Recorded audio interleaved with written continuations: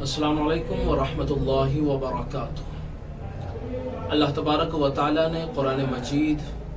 पारा नंबर 29 सूरह कलम के अंदर अपने एक बंदे का तज़किरा बयान फरमाया है। अल्लाह का वो नेक बंदा यमन का रहने वाला था और मुल्क यमन के अंदर उसका एक खूबसूरत बाग था। अल्लाह तबारक व तआला ने उसको एक खूबसूरत बाग अता कर रखा था और उस बाग के जरिए से अपने घर वालों की और उन लोगों की जो मिस्कीन हैं, जो गरीब हैं, जो यतीम हैं, उन लोगों की कफालत करता था, उनकी देखभाल उसी बाग के जरिए से करता था। चुनांचे ऐसा हुआ कि उस शख्स का जो अल्लाह का नेक बंदा था उसका इंतकाल हो जाता है। अब इस शख्स की जो मिल्कियत में ये बाग है, ये बाग इसकी औलाद के पास चला जाता है, यानी इसकी औलाद वारिस बन जाती है। जब ये बाग इसकी औलाद के पास चला जाता है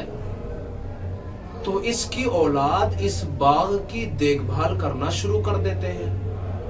जब देखभाल करना शुरू कर देते हैं तो बाग इस हालत को पहुंचता है कि वो पकने के करीब हो जाता है। चुनांचे वो जितने भाई थे वो सब के सब आपस में मशवरा करने के लिए बैठ गए। जब मजलिस लगी तो आपस में एक दूसरे ने मशवरा देना शुरू किया। कहा कि इस तरह किया जाए, इस तरह किया जाए। मशवरा करने का जो रीजन था, उनका जो मकसद था, वो ये था कि हमारा बाप अपनी जिंदगी के अंदर उस बाग से बहुत सारे लोगों को फल दिया करता, जिसके जरिए से लोगों की कफालत होती, देखभाल होती। चुनांचे औलाद ने बैठकर यह मशवरा किया कि इस बाग के अंदर से हमें किसी को भी कुछ नहीं देना, और हमें जब कुछ नहीं देना तो हमें बाग ऐसे वक्त में जाकर के उसका फल उतारना है बाग से कि जिस वक्त में कोई मिस्कीन ही वहां ना पहुंच सके। चुनांचे इन्होंने मशवरा किया और मशवरे में ज्यादा मुनहमिक हुए, इतने ज्यादा मशवरे के अंदर लगे कि वो इंशाल्लाह कहना ही भूल गए। चुनांचे उन्होंने मशवरा ये किया कि हम सुबह में यहाँ से निकलेंगे और फौरन अपने बाग से फल तोड़ लेंगे। चुनांचे कुरान मजीद ने उसी वाक़े को बयान फरमाया है। अल्लाह तबारक व तआला ने इरशाद फरमाया, इन्ना बलौनाहुम कमा बलौना अस्हाबल जन्ना, यकीनन हमने उन अहले मक्का को इसी तरह आजमाया जिस तरह अल्लाह ने उन बाग वालों को आजमाया। उन बाग वालों से मुराद यही है, यानी यमन का जो एक नेक बंदा अल्लाह का, उसकी जो औलाद है जिसने फल तोड़ने के लिए रात में चलने का इरादा किया और ये मशवरा तय हुआ कि हम किसी गरीब और यतीम और मिस्कीन की कोई मदद नहीं करेंगे। चुनांचे अल्लाह तबारक व तआला ने इस वाक़े को बयान फरमाया है और कुफ्फार मक्का की रहनुमाई की है कि देखो अल्लाह ने तुम लोगों को खुशहाली दे रखी है, तो इस खुशहाली का मतलब यह है कि अपने परवरदिगार को पुकारो। अगर तुम बाज ना आए तो यकीनन तुम्हारे साथ में भी ऐसा ही हो सकता है। अल्लाह ताला ने उसको बयान फरमाया है।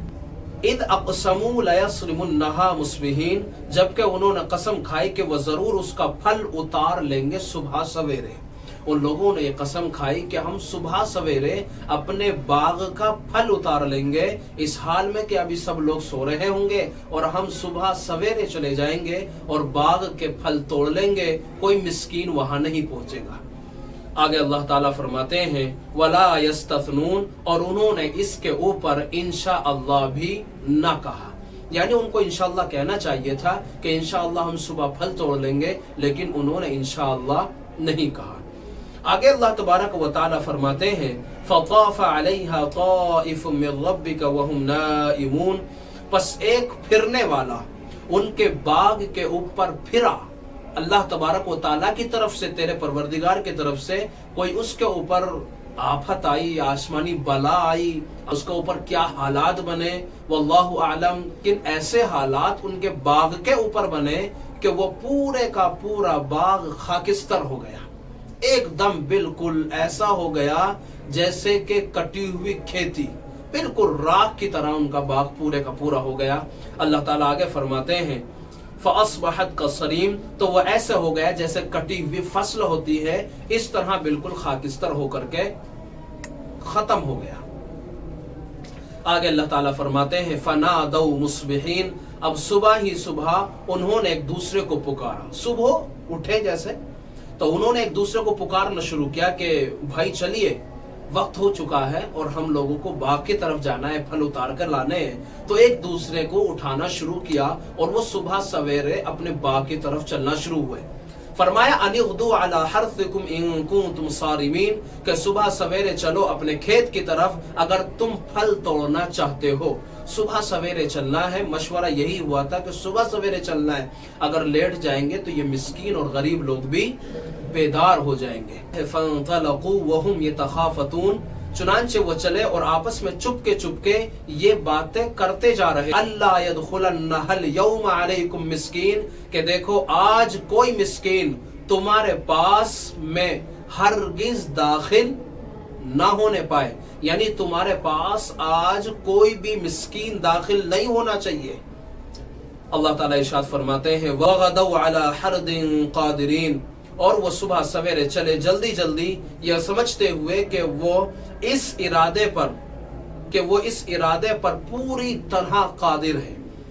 یعنی یہ سمجھ لیجئے کہ رات انہوں نے مشورہ کیا کہ صبح سویرے چلنا ہے، اب ان کو مکمل اعتماد ہو گیا کہ صبح بھی آنی ہے اور ہم لوگوں کو اٹھنا بھی ہے اور ہم سب لوگوں کو باغ بھی جانا ہے، اس لیے ان کا مکمل بھروسہ اس کے اوپر تھا، اللہ کی ذات کے اوپر نہیں تھا، اسی لیے ان لوگوں نے انشاءاللہ نہیں کہا۔ آگے اللہ تبارک و تعالی فرماتے ہیں فَلَمَّا رَأَوْهَا قَالُوا إِنَّا لَضَالُّونَ، پھر جب انہوں نے اس باغ کو دیکھا تو کہنے لگے کہ ہم تو کہیں بھٹک گئے ہیں، یعنی جب وہ اپنے گھر سے نکلے اور باغ کی طرف جانے لگے تو انہوں نے اپنے جب باغ کو دیکھا خاکستر ہوا جلا ہوا کٹی ہوئی کھیتی کی مانند جب انہوں نے اپنے باغ کو دیکھا تو وہ حیران رہ گئے کہ یہ ہمارا باغ نہیں ہو سکتا،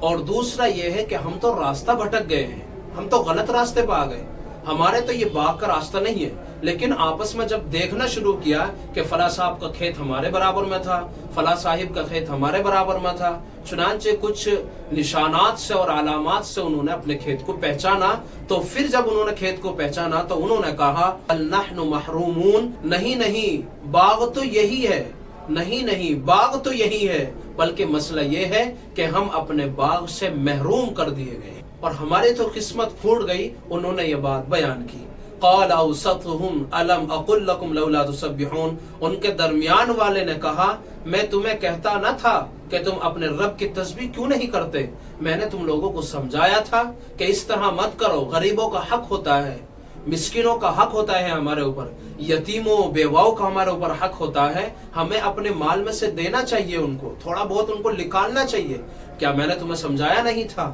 لیکن تم اس سے باز نہ آئے، بلکہ تم نے اپنا ہی طریقہ اختیار کیا۔ چنانچہ اب دیکھ لیجئے کیا صورتحال پیدا ہو گئی۔ تو جب ایسی صورتحال پیدا ہو گئی تو قالوا سبحان ربنا انا كنا ظالمین، انہوں نے کہا واقعی تم ٹھیک کہتے ہو، یعنی جو باقی بھائی تھے اس کے، باقی جو وارث تھے، انہوں نے کہا کہ تم نے صحیح کہا تھا،